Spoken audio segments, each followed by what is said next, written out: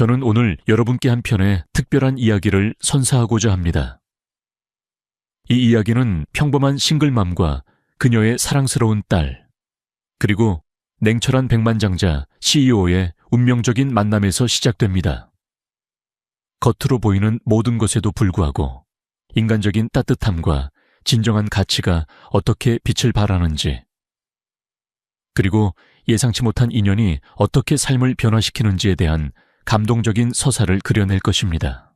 고독한 빌딩 숲 속에서 피어나는 희망과 사랑의 이야기를 통해 잊고 있던 소중한 감정들을 다시금 일가을 준비가 되셨나요? 서울의 번화가 중심에 우뚝 솟은 진숭그룹 본사 빌딩은 그 위용을 자랑하듯 차가운 유리와 강철로 이루어져 있었다. 최고층에 자리한 CEO 집무실은 도시의 스카이라인을 한눈에 담을 수 있었지만 그 공간을 채우는 공기는 늘 차갑고 정적이었다. 전구진, 진숭그룹의 젊은 CEO는 흐트러짐 없는 슈트 차림으로 창밖을 응시하고 있었다. 그의 얼굴은 날카로운 턱선과 깊은 눈매로 완벽했지만 그 눈빛에는 형언할 수 없는 고독과 피로가 짙게 드리워져 있었다. 10년 전 여동생의 비극적인 죽음 이후 그는 세상 모든 것을 냉정한 논리와 숫자로만 대했다. 감정은 사치였고 인간관계는 불필요한 것이었다. 오직 진숭그룹의 성장만이 그의 유일한 목표이자 삶의 이유였다. 그날 아침 우진은 평소와 다름없이 이사회 준비에 몰두하고 있었다. 그의 책상 위에는 수십 장의 보고서와 복잡한 차트들이 놓여 있었다. 그때 비서실장이 조심스럽게 노크하고 들어섰다. 사장님, 잠시 보고 드릴 사항이 있습니다. 비서실장. 강도윤 타로의 목소리는 평소처럼 침착했지만 그의 눈빛에는 미묘한 긴장감이 스쳐 지나갔다. 도윤은 우진이 가장 신뢰하는 오른팔이자 그의 모든 것을 알고 있는 몇 안 되는 사람이었다. 무슨 일이죠? 우진은 시선을 창밖에서 돌려 도윤을 바라보았다. 그의 목소리는 무미건조했다. 저 1층 로비에서 좀 특별한 일이 있었습니다. 새로 채용된 미화원 중 한 분이 어린 딸을 데리고 출근을 했습니다. 도윤은 조심스럽게 말을 이었다. 그는 우진이 아이들을 극도로 싫어한다는 사실을 알고 있었다. 특히 그의 여동생과 관련된 과거의 아픔 때문에 더욱 그러했다. 우진의 미간이 살짝 찌푸려졌다. 아이를 데리고 출근했다고 규정 위반 아닌가요? 당장 인사팀의 지시에서 조치하세요. 그의 목소리에는 단호함이 묻어 있었다. 그는 자신의 사무실에 사적인 문제가 끼어드는 것을 극도로 싫어했다. 네, 사장님. 그런데 상황이 좀 특수합니다. 도윤은 망설였다. 그 직원이 아이를 맡길 곳이 마땅치 않다고 잠시만 양해를 구했습니다.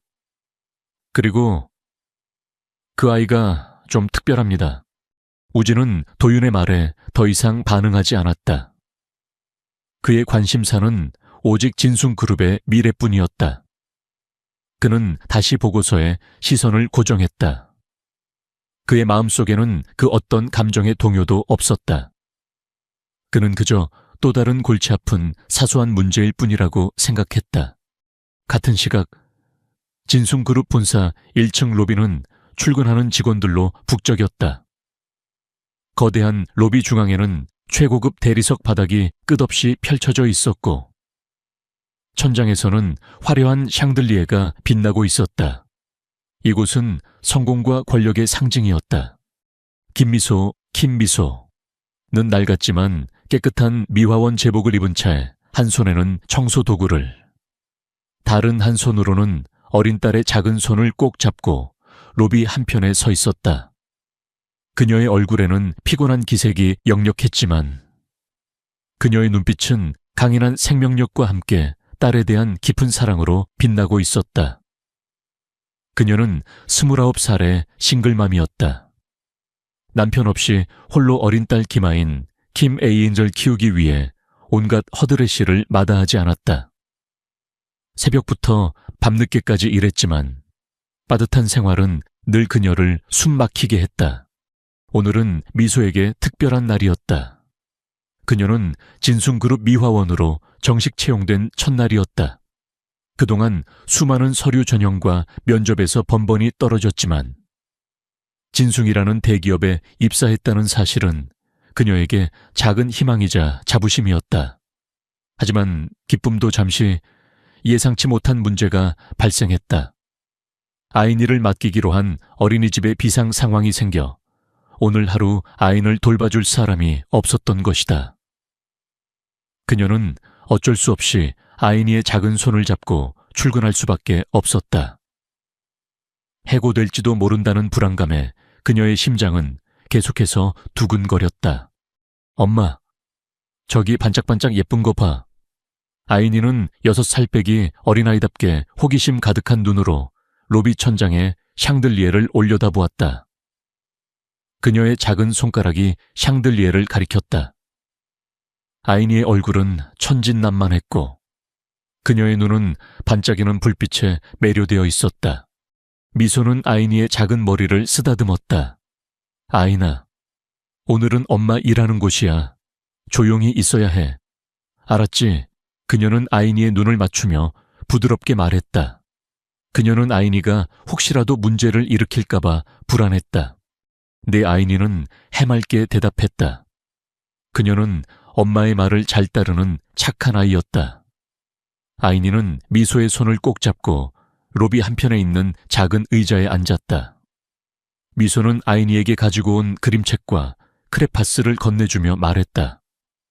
엄마, 일하는 동안 아이니는 여기 앉아서 그림 그리고 있어. 심심하면 엄마한테 이야기해도 돼. 미소는 아이니가 그림을 그리는 것을 확인하고 조심스럽게 청소 도구를 들었다. 그녀는 로비 바닥에 작은 얼룩들을 닦기 시작했다.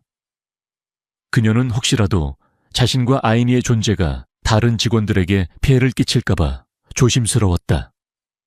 그녀는 고개를 숙인 채 묵묵히 자신의 일을 했다. 그때 CEO 전용 엘리베이터 문이 열리고 전구진이 모습을 드러냈다. 그의 뒤로는 비서실장 도윤과 몇몇 임원들이 따르고 있었다. 우진은 평소처럼 무표정한 얼굴로 로비를 가로질러 나섰다. 그의 걸음걸이는 빠르고 단호했다. 그의 시선은 오직 정면만을 향하고 있었다. 그는 주변의 어떤 것에도 관심을 두지 않았다. 하지만 로비 중앙을 지날 때였다. 그의 귀에 작은 노랫소리가 들려왔다. 맑고 청아한 아이의 목소리였다. 반짝반짝 작은 별, 아름답게 비치네. 노랫소리는 멜로디와 함께 그의 마음속 깊은 곳에 묻혀있던 오래된 기억의 파편들을 흔들었다. 그는 무의식적으로 발걸음을 멈추었다. 우진은 소리가 들려오는 쪽으로 시선을 돌렸다. 그의 눈에 들어온 것은 로비 한편에 앉아 그림을 그리고 있는 어린 소녀였다. 그녀는 작은 몸집에 맑은 눈을 가지고 있었다.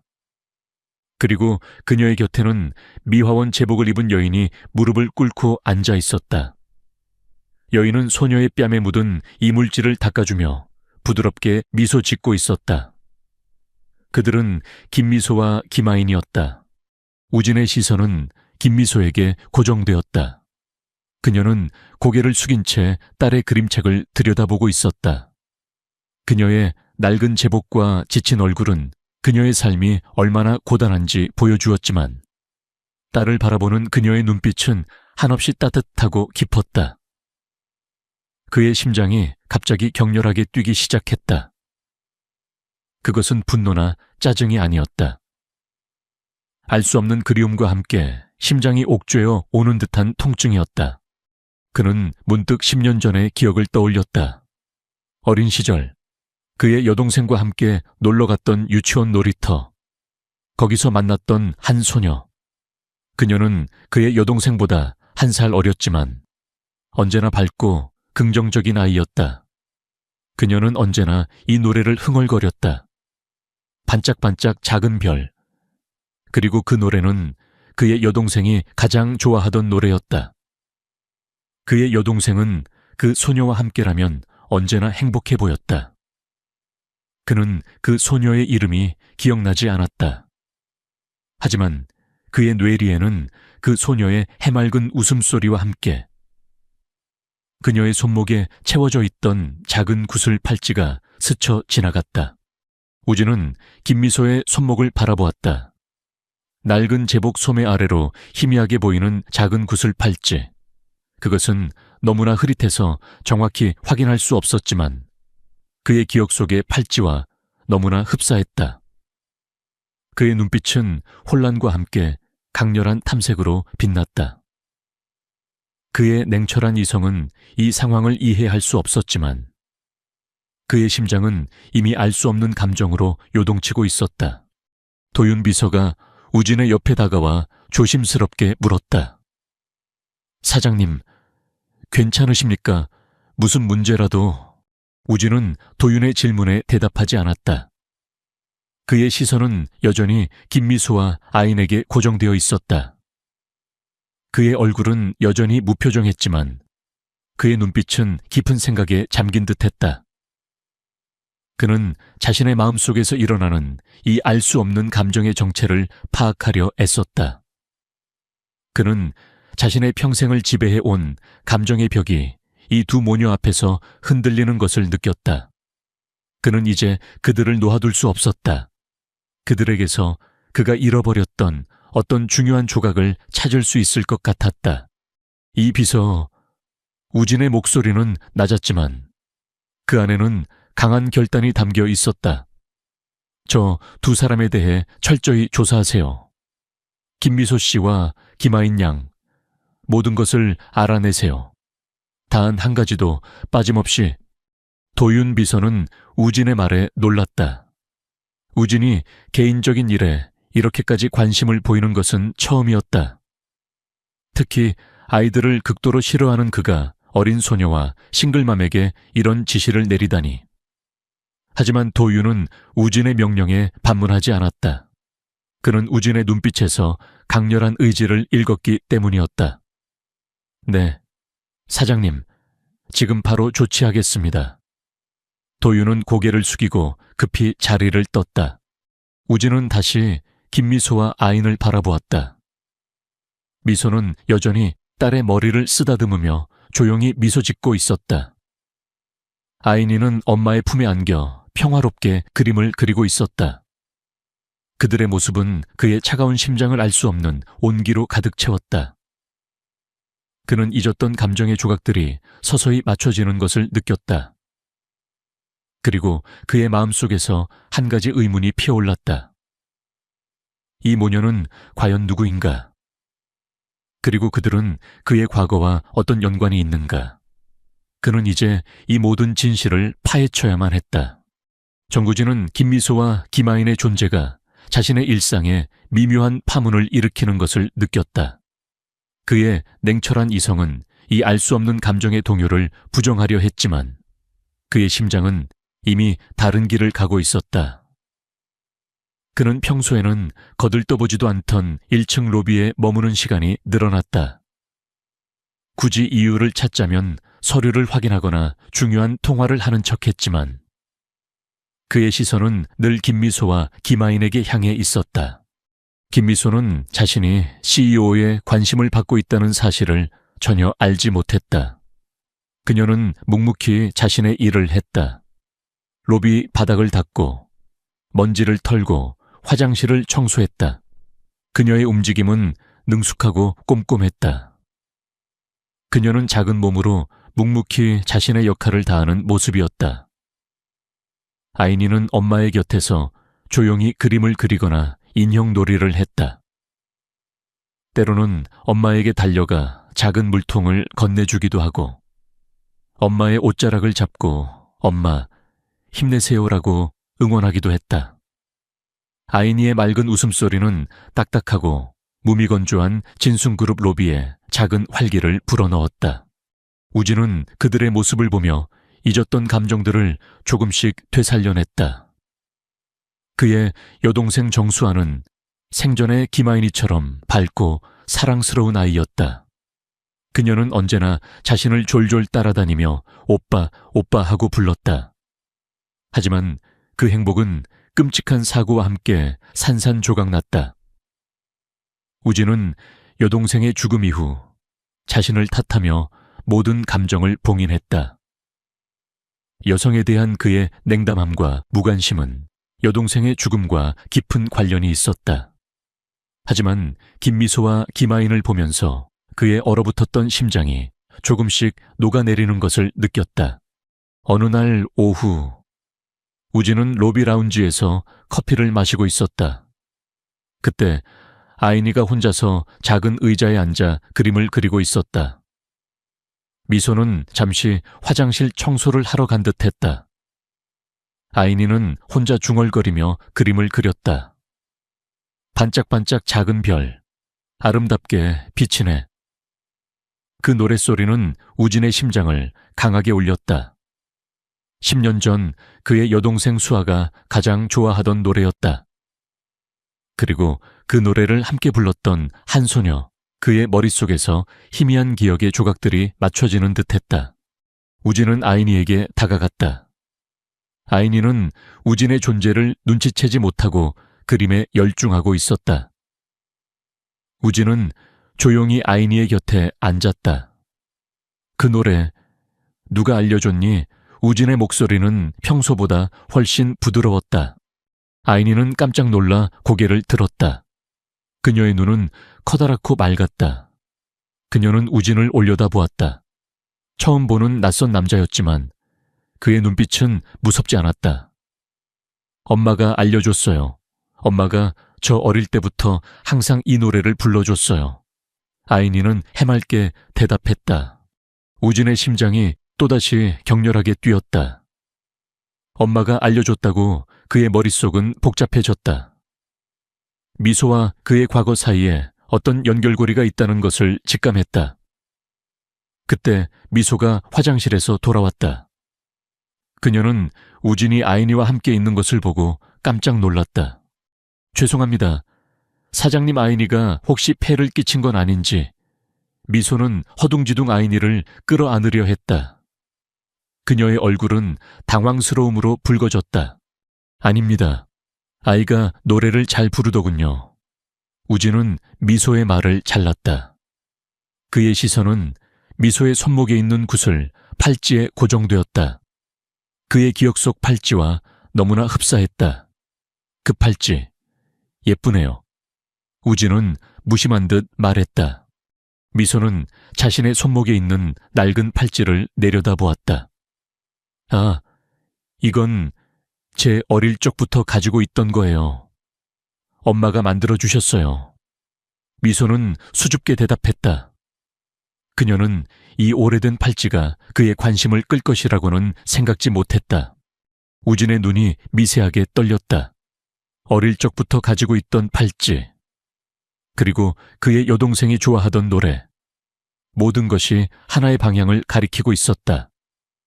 그는 미소가 단순한 미화원이 아닐 수도 있다는 강한 직감을 느꼈다. 그날 밤 우진은 비서실장 도윤으로부터 김미소에 대한 자세한 보고를 받았다. 도윤은 우진의 지시대로 미소의 과거를 철저히 조사했다. 사장님, 김미소 씨는 현재 서울 변두리에서 작은 단칸방에 살고 있습니다. 남편은 없습니다. 그녀의 부모님은 모두 돌아가셨습니다. 그리고 그녀의 과거 이름은 정수민으로 되어 있습니다. 도윤의 목소리는 신중했다. 우진은 도윤의 말에 경악했다. 정수민이라고요? 확실합니까? 그의 심장이 미친 듯이 뛰기 시작했다. 정수민은 그의 이모의 딸이자 그의 여동생 수아와 가장 친했던 사촌이었다.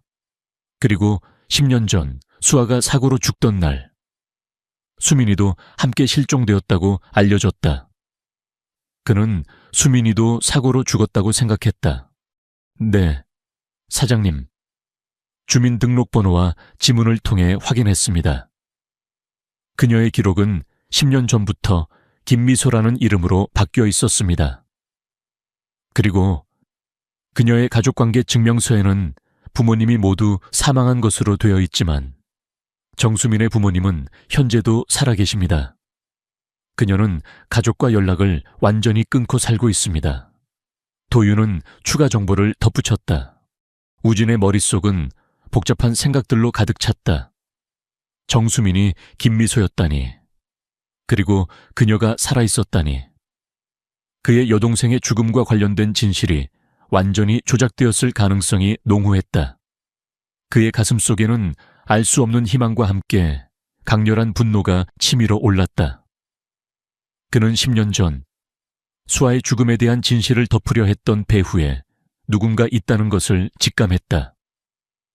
그리고 그 배후에는 그의 숙부인 한상민, 진숭그룹의 부회장이 있을 가능성이 가장 높았다. 상민은 수아가 죽은 후 진숭그룹 내에서 자신의 입지를 급속도로 다져왔기 때문이었다.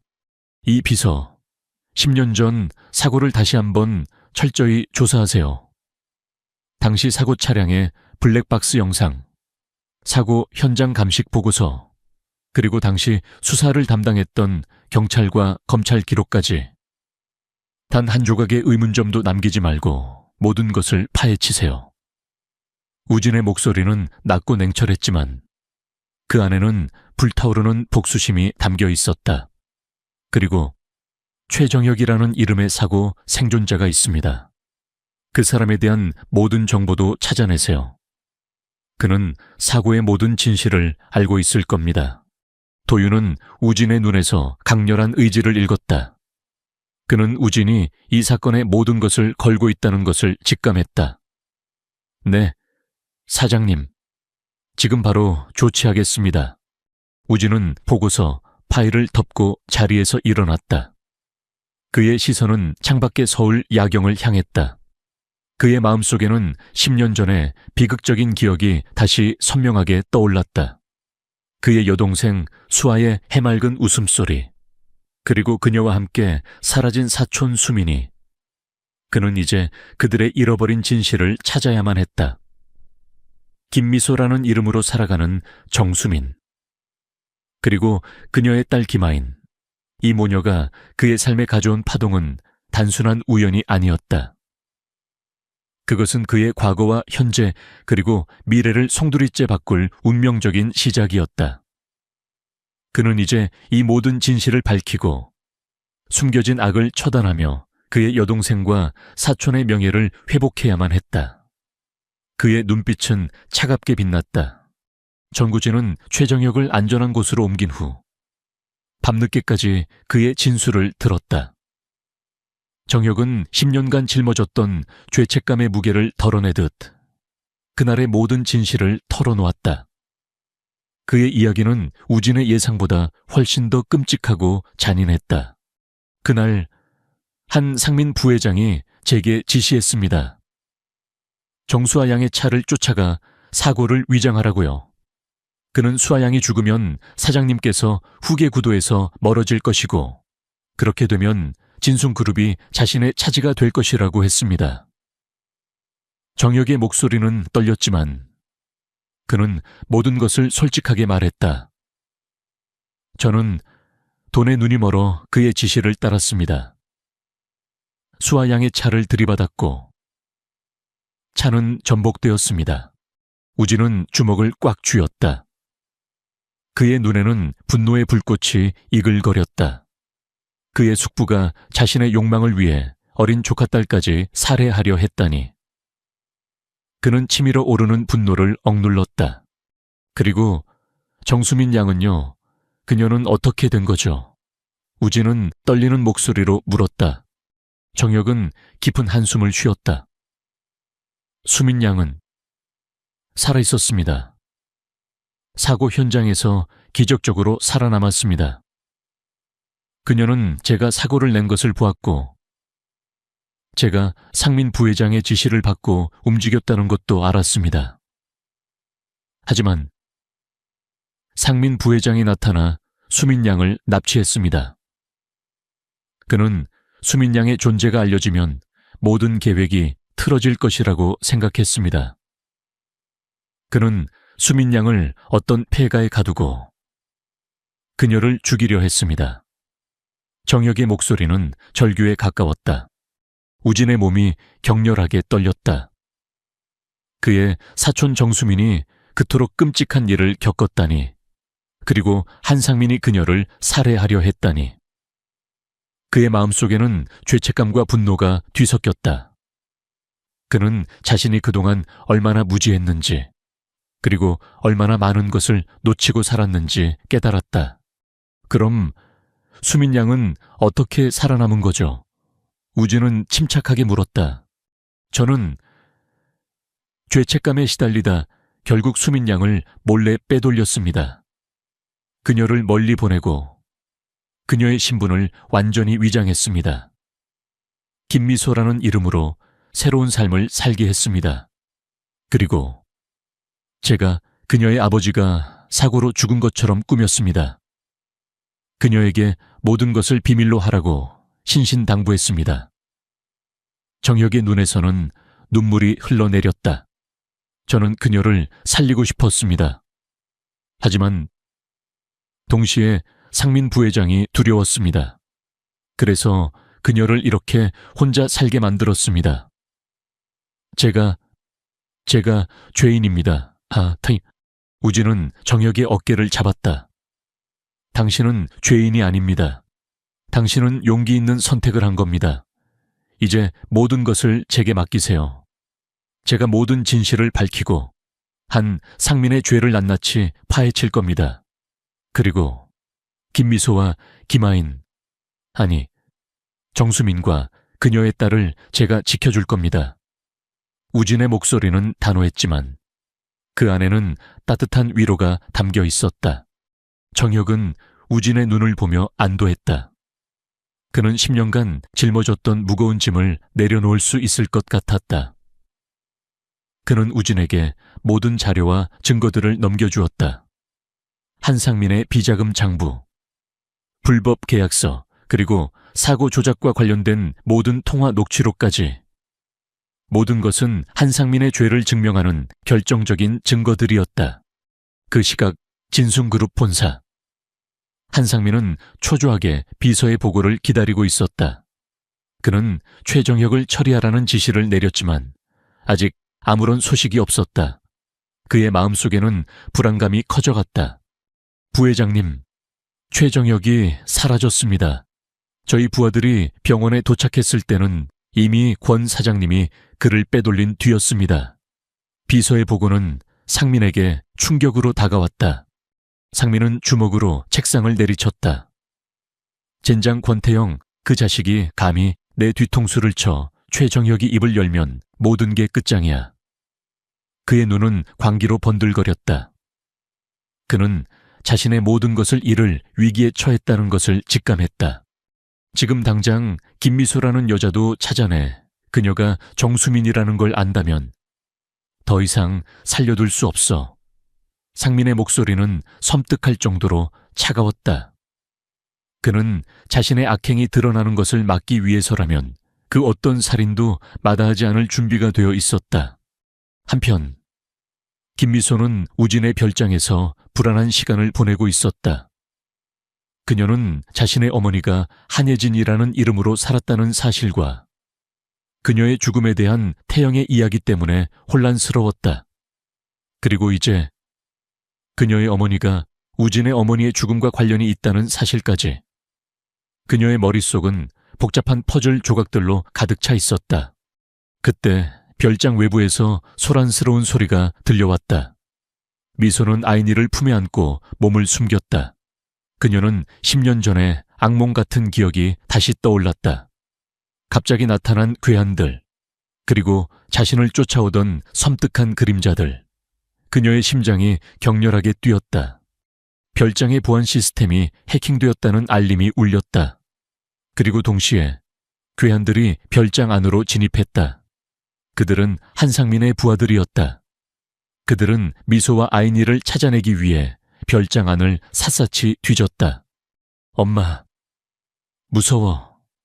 아이니는 미소의 품에 얼굴을 파묻고 흐느꼈다. 미소는 아이니의 작은 몸을 꼭 끌어안았다. 괜찮아. 아이나, 엄마가 지켜줄게. 아무도 우리를 해치지 못해. 미소는 아이니를 안심시키려 했지만 그녀의 목소리는 떨렸다. 그녀는 필사적으로 아이니를 보호해야만 했다. 괴한들은 미소와 아이니를 찾아냈다. 그들은 미소를 거칠게 끌어당겼다. 네가 정수민이지 상민 부회장님이 너를 데려오라고 했다. 괴한들의 목소리는 거칠었다. 미소는 필사적으로 저항했다. 나는 김미소예요. 정수민이 아니라고요. 그녀는 소리쳤지만 괴한들은 그녀의 말을 믿지 않았다. 그때였다.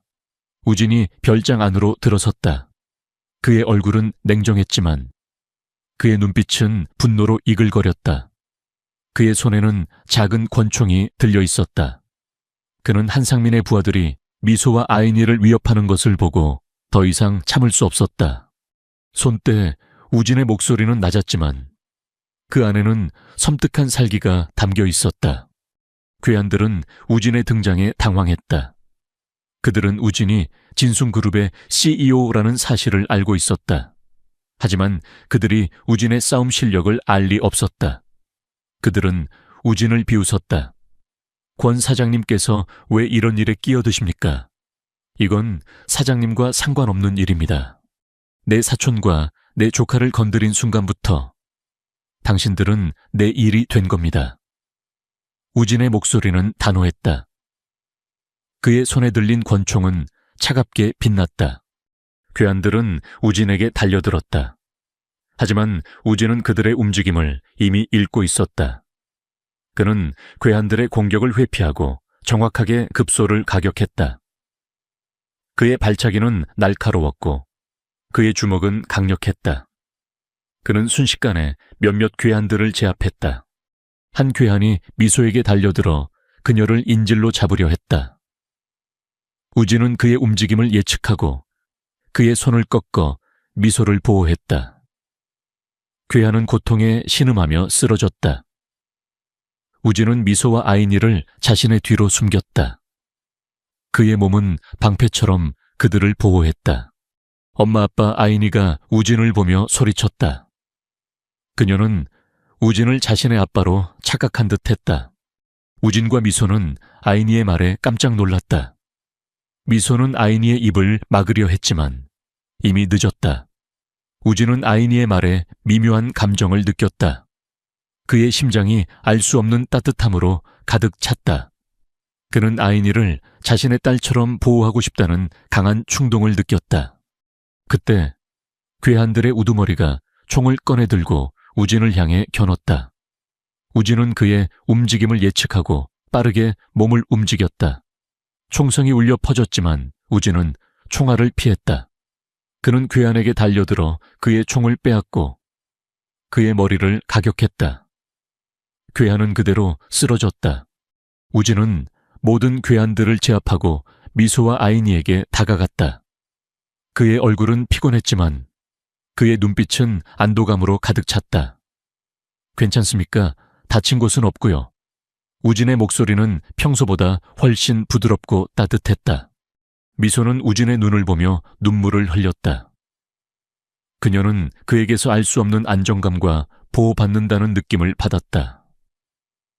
그녀는 자신이 10년 전 그에게서 도망쳤던 정수민이라는 것을 깨달았다. 그리고 이제 그녀는 더 이상 도망치지 않을 것이다. 그녀는 아이니를 지키기 위해서라도 모든 진실을 밝혀야만 했다. 사장님, 감사합니다. 정말 감사합니다. 미소는 울먹이며 말했다. 우진은 미소의 머리를 조심스럽게 쓰다듬었다. 그의 손길은 부드럽고 따뜻했다. 그는 미소를 품에 안았다. 그녀의 작은 몸은 따뜻했고 그녀의 숨결은 그의 심장을 진동시켰다. 그는 그녀에게서 알 수 없는 평온함을 느꼈다. 그는 이제 그녀를 절대 놓아줄 수 없었다. 그녀는 그의 잃어버린 과거이자 동시에 그의 미래였다. 그때 별장 외부에서 사이렌 소리가 들려왔다. 우진이 미리 연락한 경찰이 도착한 것이었다.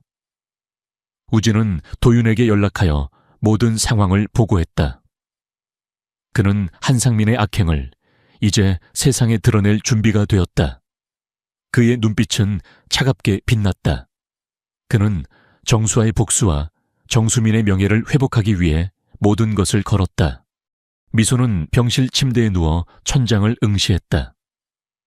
머리에는 작은 붕대가 감겨 있었지만 육체적인 상처는 그녀의 혼란스러운 정신에 비할 바가 아니었다. 10년 전의 끔찍한 사고 기억, 파편처럼 흩어져 있던 조각들이 이제는 거대한 쓰나미처럼 밀려왔다. 그녀는 수아의 비명소리, 누군가에게 끌려가던 감각, 그리고 한상민의 사악한 눈빛을 기억했다. 그녀를 구해줬던 남자, 최정혁의 얼굴도 떠올랐다. 하지만 그 후로는 모든 것이 공허했다. 김미소라는 이름으로 살아온 새로운 삶, 그리고 늘 그녀를 따라다니던 모호한 두려움뿐이었다. 문이 열리고 정구진이 들어섰다. 그는 여전히 어젯밤의 옷차림 그대로였다. 흐트러진 머리카락과 지친 얼굴에는 피로가 역력했지만 그의 눈빛은 흔들림 없이 굳건했다. 그는 침대 옆으로 다가와 국화꽃 한 다발을 조심스럽게 놓았다. 은은한 꽃향기가 방안을 감돌며 차가운 소독약 냄새를 지워냈다. 괜찮으세요?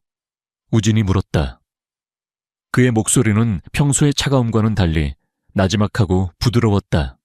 미소는 작게 고개를 끄덕였지만 목이 메어 말을 할 수 없었다. 무슨 일이 있었던 거죠? 사장님, 왜 제가 여기에? 우진은 침대 옆 의자에 앉았다. 그의 시선은 그녀를 깊이 탐색했다. 어젯밤 당신과 아이니를 해치려던 자들이 있었습니다. 제가 막았습니다. 이제 당신은 안전합니다. 그리고 더 이상 저를 사장님이라고 부르지 않아도 됩니다.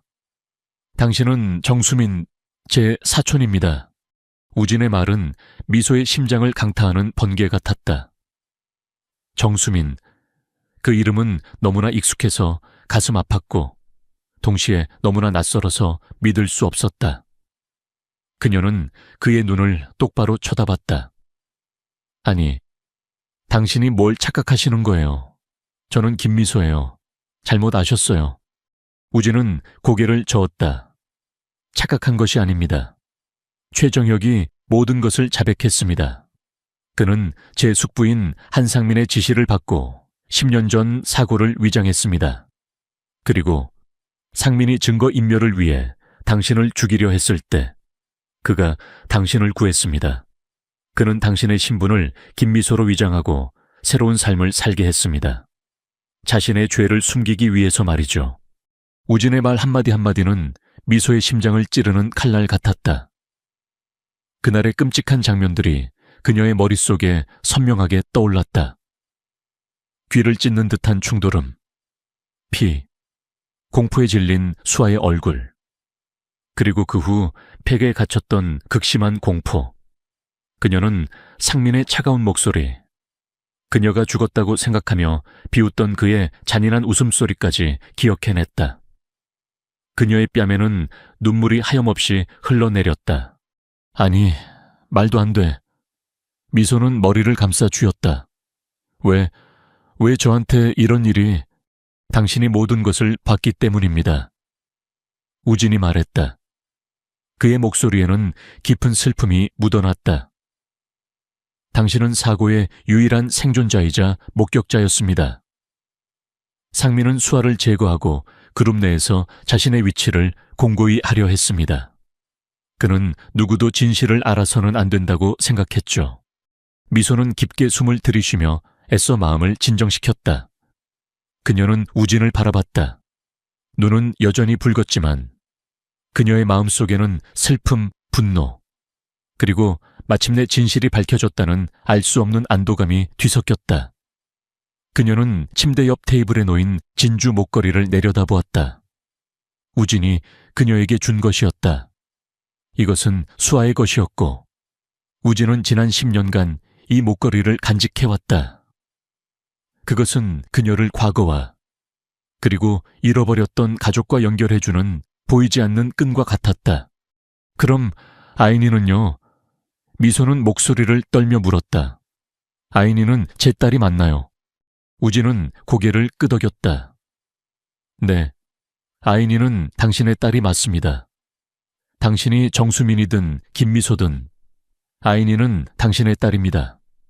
저는 당신과 아이니를 모두 지킬 겁니다.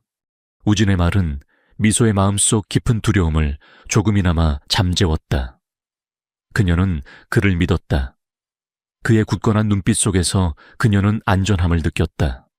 미소가 과거의 기억과 씨름하며 회복하는 동안 한상민은 극심한 불안감에 시달리고 있었다. 그는 우진이 최정혁의 자백을 확보했다는 것을 알았다. 수민이 살아있고 기억을 되찾고 있다는 사실은 그에게 엄청난 충격이었다. 사무실에서 상민은 주먹으로 책상을 내리쳤다. 최정혁, 이 배신자, 내가 돈을 주고 새로운 삶을 살게 해줬는데 감히 나를 배신해. 그의 비서가 떨리는 목소리로 들어왔다. 부회장님, 최정혁의 행방을 알 수 없습니다. 그리고 정구진 사장님이 움직이기 시작한 것 같습니다. 움직여, 상민은 비웃듯이 말했다. 그 자식이 뭘 할 수 있겠어. 이 진숭은 내 것이다. 내가 피와 땀으로 일군 것이다. 누구도 내게서 빼앗아 갈 수 없어. 상민은 즉시 이사회 긴급회의를 소집했다. 모든 것이 폭로되기 전에 우진을 축출해야 했다. 그는 우진이 업무에 소홀하고 미화원과의 부적절한 관계를 통해 그룹의 이미지를 훼손했으며 심지어 그룹에 손실을 입혔다고 거짓 보고서를 준비했다. 그는 자신의 권력과 영향력을 이용하면 이사회를 쉽게 조종할 수 있을 것이라고 확신했다. 여러분, 저는 진숭그룹의 미래에 대해 논의하기 위해 이 자리에 모셨습니다. 상민은 위험 있는 목소리로 입을 열었다. 전구진 사장은 리더십에 심각한 약점을 보이고 있습니다.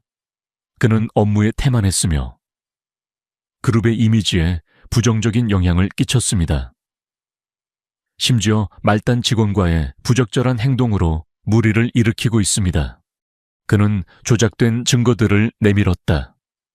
우진이 미소와 로비에서 이야기하는 사진, 그들의 부적절한 관계에 대한 과장된 소문들, 이미 상민에게 매수되거나 위협받은 몇몇 이사들은 웅성거리며 상민의 주장에 동조하기 시작했다. 그동안 우진은 미소와 아이니를 안전하고 철저히 보호되는 아파트로 옮겼다. 그는 상민이 어떤 수단과 방법을 가리지 않고 증거를 인멸하려 할 것이라는 것을 알고 있었다. 그는 미소에게 옛 사진들을 보여주고 수아와 가족에 대한 이야기를 들려주며 그녀가 기억을 되찾을 수 있도록 도왔다. 우진이 이야기를 들려줄 때마다 미소의 마음속에 기억의 조각들이 하나둘씩 맞춰졌다. 그녀는 수아와 함께 정원에서 놀던 오후, 수아의 맑고 경쾌한 웃음소리를 기억했다. 우진의 집 정원 냄새, 거실에서 들려오던 피아노 소리도 떠올랐다.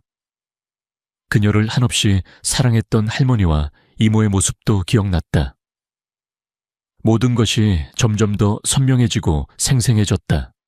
어느 날 오후, 미소는 수아가 낡은 인형을 안고 있는 사진을 바라봤다. 그녀는 갑자기 기억해냈다.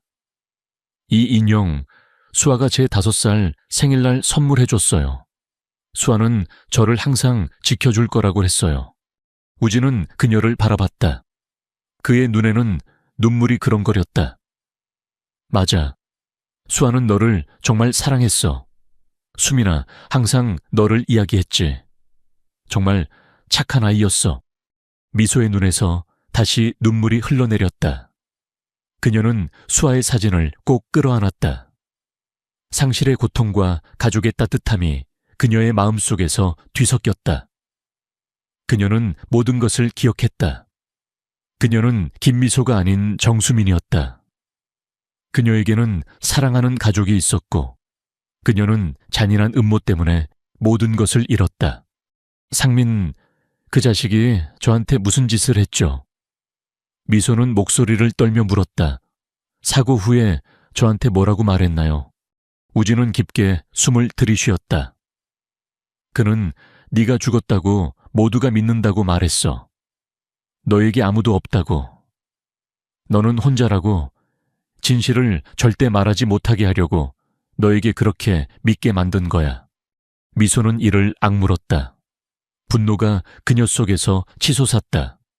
그는 수아를 죽였을 뿐만 아니라 그녀의 기억을, 그녀의 정체성을, 그리고 그녀의 삶을 훔쳐갔다. 그는 그녀를 다른 사람으로 만들었고 지난 10년간 그녀는 공포와 고독 속에서 살아야 했다. 저는 그를 용서하지 않을 거예요. 미소는 굳건한 눈빛으로 말했다. 도와드릴게요. 우진, 제가 증언할 거예요. 제가 기억하는 모든 것을 말할 거예요. 우진은 미소의 손을 잡았다. 고마워, 수민아. 우리는 함께 할 거야. 정의는 반드시 실현될 거야. 그동안 우진의 비서인 강도윤은 밤낮으로 일했다. 그는 한상민에 대한 증거를 수집하기 위해 모든 관계망과 자원을 동원했다. 그는 의심스러운 금융거래, 비밀 통화 기록, 그리고 상민에게 협력하기를 거부했다가 해고당한 몇몇 전직 직원들의 증언까지 찾아냈다.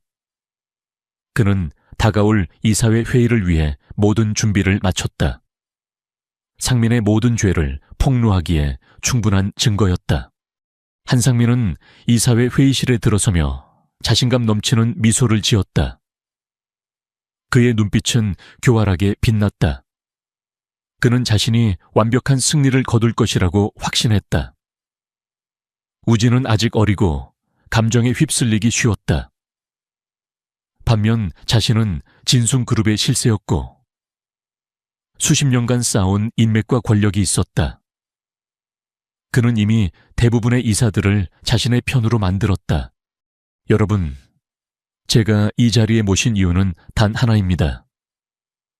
상민은 목소리를 가다듬고 연설을 시작했다.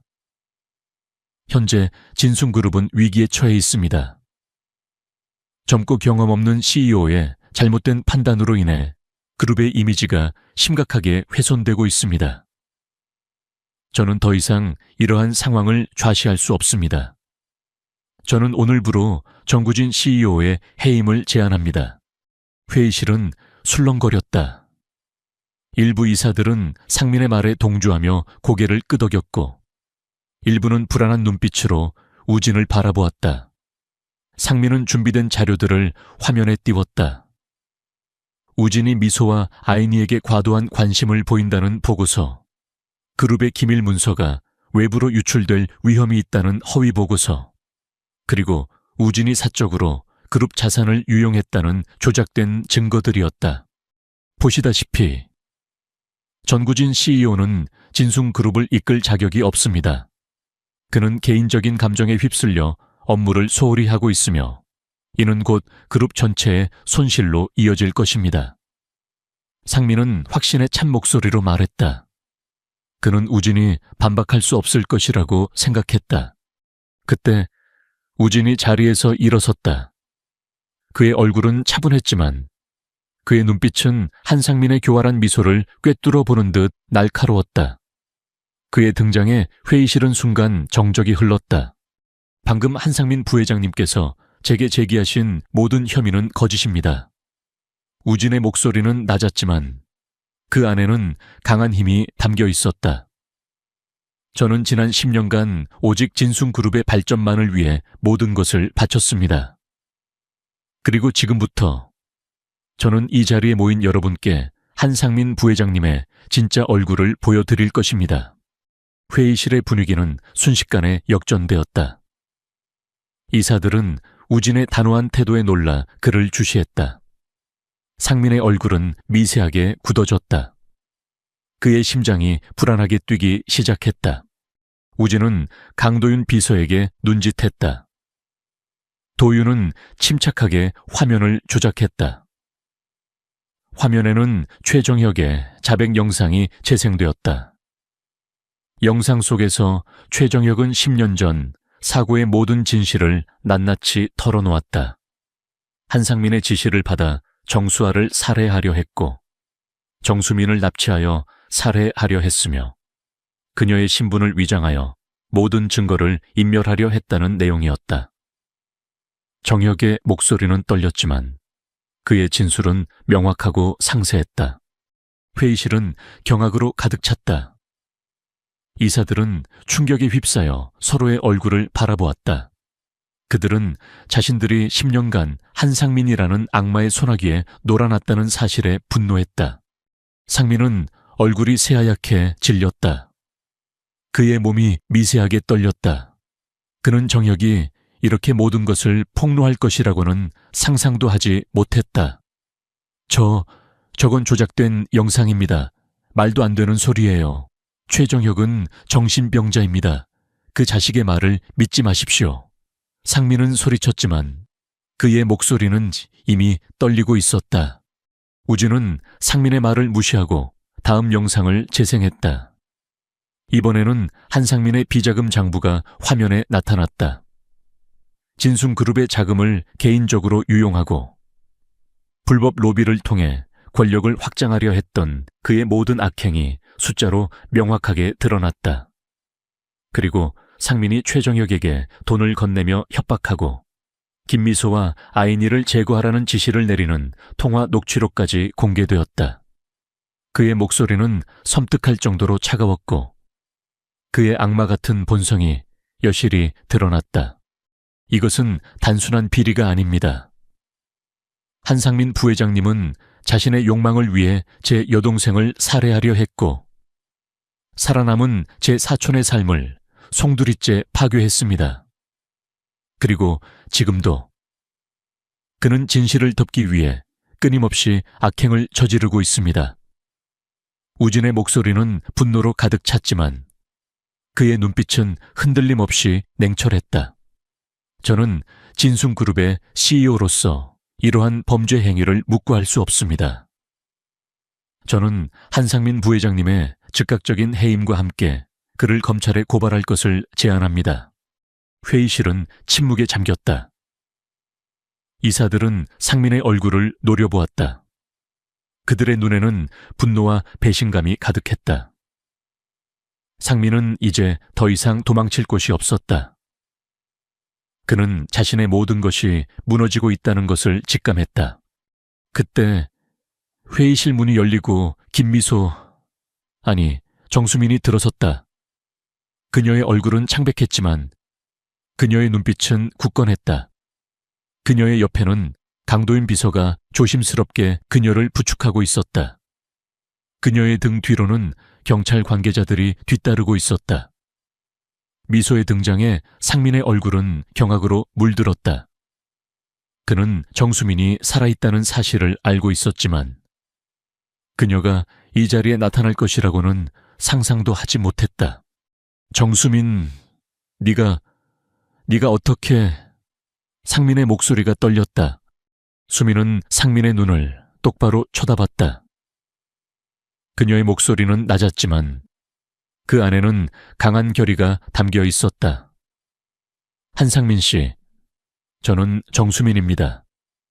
그리고 저는 당신이 제 가족에게 그리고 저에게 저지른 모든 죄를 증언할 것입니다. 그녀는 차분하게 10년 전의 모든 진실을 이야기했다. 사고 현장에서 그녀가 본 것, 상민이 그녀를 납치하고 죽이려 했던 순간, 그리고 최정혁이 그녀를 구하고 새로운 삶을 살게 해주었던 모든 과정을 상세하게 진술했다. 그녀의 진술은 감정적이었지만 동시에 명확하고 구체적이었다. 그녀의 이야기는 이사들의 심금을 울렸다. 경찰은 수민의 진술을 녹취했고 현장에서 한상민을 긴급 체포했다. 상민은 발버둥치며 저항했지만 이미 모든 증거와 증언이 그의 죄를 가리키고 있었다. 그는 결국 경찰에 의해 회의실 밖으로 끌려나갔다. 그의 얼굴은 절망과 분노로 일그러져 있었다. 진순그룹의 실세였던 그는 한순간에 모든 것을 잃었다. 한상민이 체포된 후 회의실은 무거운 침묵에 잠겼다. 이사들은 충격에서 벗어나지 못하고 있었다.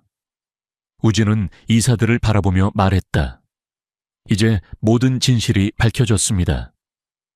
진숭그룹은 한상민이라는 암덩이를 도려내고 새로운 시작을 할 것입니다.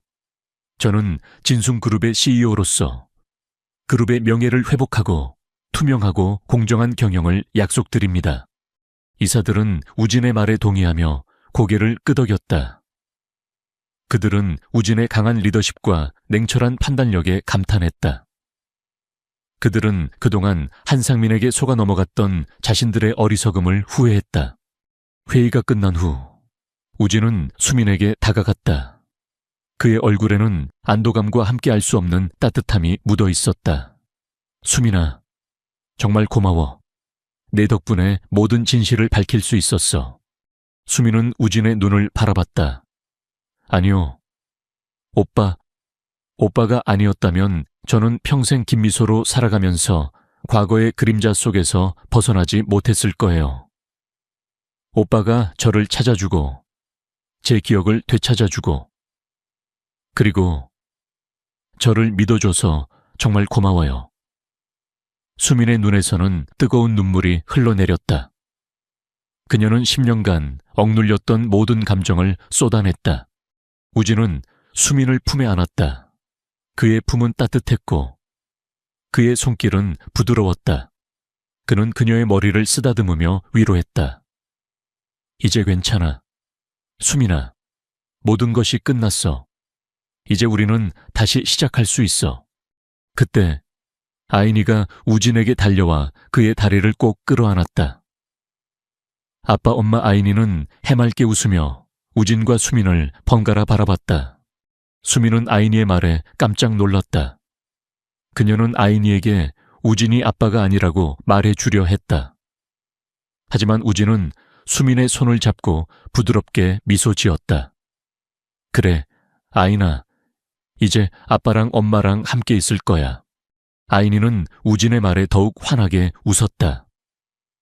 그녀는 우진의 품에 안겨 그의 목을 꼭 끌어안았다.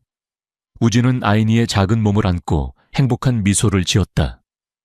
그의 심장은 알 수 없는 따뜻함으로 가득 찼다. 그는 이제 그의 삶에 가족이라는 소중한 존재가 생겼다는 것을 느꼈다. 10년간 잃어버렸던 가족, 그리고 새로운 가족. 그는 이제 그들을 위해 모든 것을 할 준비가 되어 있었다. 한상민이 체포된 후 진숭그룹은 거대한 폭풍우를 겪은 배처럼 흔들렸다. 하지만 정구진은 침착하고 단호하게 상황을 수습했다. 그는 이사회를 소집하여 한상민의 모든 비리와 범죄를 공식적으로 발표하고 그를 진숭그룹에서 영구 제명할 것을 결정했다. 또한 그는 최정혁의 증언과 정수민의 진술을 토대로 한상민을 검찰에 고발하고 모든 법적 절차를 시작했다. 언론은 진숭그룹의 스캔들로 떠들썩했지만 우진은 언론의 모든 질문에 정면으로 맞서며 진실을 알렸다. 그의 단호하고 투명한 대처는 진숭그룹의 위기를 극복하는 데 큰 도움이 되었다. 강도인 비서는 우진의 지시를 받아 한상민의 잔당들을 처리하고 그의 손에 놀아놨던 모든 비리들을 깨끗하게 청산했다. 진숭그룹은 빠르게 안정을 되찾아갔다. 우진은 그룹의 리더로서 자신의 역할을 훌륭하게 수행했지만 그의 마음속에는 여전히 해결해야 할 중요한 과제가 남아있었다. 바로 정수민, 이제는 다시 자신의 이름을 찾은 그녀와 사랑스러운 조카 김아인이었다. 별장 침실에서 정수민은 아인이를 품에 안고 잠들어 있었다. 그녀의 얼굴은 평온했지만 그 안에는 여전히 지난 10년간의 상처가 드리워져 있었다. 그녀는 자신의 진짜 이름, 진짜 가족, 그리고 잃어버렸던 과거를 되찾았지만 그 과정에서 겪었던 고통은 쉽게 사라지지 않았다. 특히 아인이에게 자신이 왜 김미소로 살았는지, 그리고 그녀의 진짜 가족이 누구인지 설명해야 한다는 부담감이 그녀를 짓눌렀다. 그때 우진이 조용히 방으로 들어섰다. 그는 잠든 수민과 아이니를 물끄러미 바라보았다. 그의 얼굴에는 알 수 없는 따뜻한 미소가 번졌다. 그는 아이니의 작은 손을 잡았다. 아이니는 잠결에도 그의 손을 꼭 잡았다. 우진의 심장은 알 수 없는 행복으로 가득 찼다. 그는 이제 이들을 절대 놓아줄 수 없다고 다짐했다. 아침이 밝았다. 수민은 잠에서 깨어나 우진이 자신과 아이니 옆에 앉아 있는 것을 발견했다. 그의 눈빛은 부드러웠고 그의 얼굴에는 평온함이 깃들어 있었다. 잘 잤니? 우진이 나지막하게 물었다. 수민은 고개를 끄덕였다. 네, 오빠 덕분에 잘 잤어요. 그녀는 어색하게 웃었다. 우진은 수민의 손을 잡았다. 수민아, 이제 모든 것이 끝났어. 너는 더 이상 도망칠 필요 없어. 너는 이제 정수민이야. 그리고 아이니는 우리의 가족이야. 우진의 목소리는 단호했지만 그 안에는 따뜻한 위로가 담겨 있었다. 수민의 눈에서 눈물이 흘러내렸다. 오빠, 저는 제가 아이니에게 어떻게 설명해야 할지 모르겠어요. 제가 엄마가 김미소가 아니라 정수민이라고. 그리고 아이니가 갑자기 아빠가 생겼다고. 그녀는 혼란스러워했다. 우진은 수민의 눈물을 닦아주었다. 걱정하지 마. 아이니는 아직 어려. 우리가 천천히, 그리고 진심으로 설명해주면 이해할 거야. 그리고 아이니는 이미 나를 아빠라고 부르고 있잖아. 우진은 살짝 미소 지었다. 그의 말에 수민의 얼굴에도 작은 미소가 번졌다. 그때 아이니가 잠에서 깨어났다. 그녀는 눈을 비비며 엄마와 우진을 번갈아 바라봤다. 엄마, 아빠. 아이니는 해맑게 웃으며 우진에게 안겼다. 우진은 아이니를 품에 안고 그녀의 머리를 쓰다듬었다. 아이나, 이제 우리 모두 함께 살 거야. 아빠랑 엄마랑, 그리고 아이니랑. 아이니는 우진의 말에 더욱 환하게 웃었다. 그녀는 우진의 품에 안겨 세상에서 가장 행복한 아이처럼 보였다. 수민은 그들의 모습을 보며 알 수 없는 따뜻함을 느꼈다. 그녀는 이제 혼자가 아니었다. 그녀에게는 우진과 아이니가 있었다. 그날 이후 정수민과 김아인, 그리고 전구진은 새로운 가족으로서의 삶을 시작했다. 우진은 수민과 아이니를 자신의 집으로 데려왔다. 그의 거대한 저택은 이제 수민과 아이니의 따뜻한 온기로 가득 찼다. 아이니는 우진을 아빠라고 부르며 따랐고 우진은 그런 아이니를 사랑스러운 눈빛으로 바라보며 보살폈다. 그는 직접 아이니를 유치원에 데려다 주고 저녁에는 함께 동화책을 읽어주었다. 아이니의 천진난만한 웃음소리는 우진의 차가운 심장을 녹여내렸다. 수민은 처음에는 어색했지만 우진의 진심 어린 관심과 사랑에 마음을 열었다. 그녀는 우진에게 자신의 모든 과거를 이야기했고 우진은 그녀의 모든 아픔을 이해하고 보듬어 주었다. 그들은 함께 10년간의 상처를 치유해 나갔다. 수민은 진숭그룹의 미화원이 아닌 전구진의 사촌이자 김아인이의 엄마로서 당당하게 자신의 삶을 찾아갔다. 우진은 그녀에게 그룹 내에서 새로운 역할을 제안했다. 그녀의 똑똑함과 성실함을 높이 평가한 우진은 그녀에게 진숭그룹의 사회공헌재단 일을 맡겼다. 수민은 자신의 능력으로 어려운 사람들을 돕는 일에 보람을 느꼈다. 최정혁은 검찰의 모든 진실을 진술하고 한상민의 악행을 증명하는 결정적인 증인이 되었다. 그는 자신의 죄를 반성하고 새로운 삶을 살기로 다짐했다. 우진은 정혁이 새로운 삶을 살 수 있도록 도왔고 그의 가족도 안전하게 보호해 주었다. 한상민은 자신의 모든 죄가 밝혀지면서 법의 심판을 받았다. 그는 횡령, 살인교사, 증거인멸, 사기 등 수많은 혐의로 기소되어 종신형을 선고받았다. 진숭그룹은 그의 악행으로 인해 한때 위기를 겪었지만 전구진의 강력한 리더십과 투명한 경영으로 다시금 사회적 신뢰를 회복하고 더욱 크게 성장했다.